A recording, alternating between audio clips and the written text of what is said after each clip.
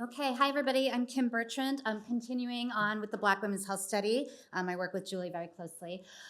We also there major disparities in uterine cancer incidence. So uterine cancer is the most common cancer of the female reproductive system, and Black women are disproportionately affected.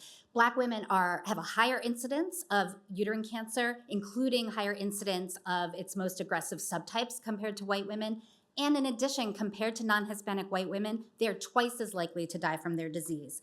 So in our research group, we're really interested, as Julie said, in identifying what are the drivers of these racial disparities, and in particular, what are the potentially modifiable risk factors for disease.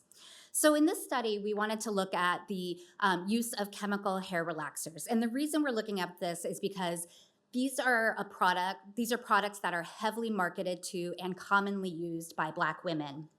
In fact, in contemporary studies, more than 80% of Black women report having used chemical hair relaxers to straighten curly or tightly coiled hair. Now, the important thing to note about chemical hair relaxers is that these products are very minimally regulated by the FDA, and they're known to contain thousands of different chemicals, including potential carcinogens, heavy metals, and a class of chemicals known as endocrine disruptors. And these may include parabens and phthalates. These are chemicals that have been linked to other reproductive disorders of the reproductive tract in both human-based studies and in experimental-based studies. These outcomes may include things like early puberty, uterine fibroids, and infertility as well. So there's a strong evidence base for a biological plausibility of why exposure to these types of chemicals may increase uterine cancer risk.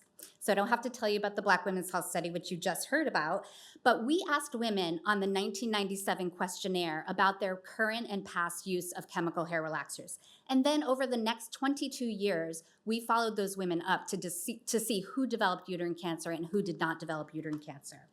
And when we evaluated the data, what we saw was that compared to women who never used chemical hair relaxers or had used them relatively infrequently, women who had used them moderately or were heavy users of these products had 60% higher risk of developing uterine cancer. Now, there's not a lot of prior studies on this, but these results are very consistent with the single prior population-based study examining this association, and I believe really add to the growing evidence base of the potential toxicity of chemical hair relaxers.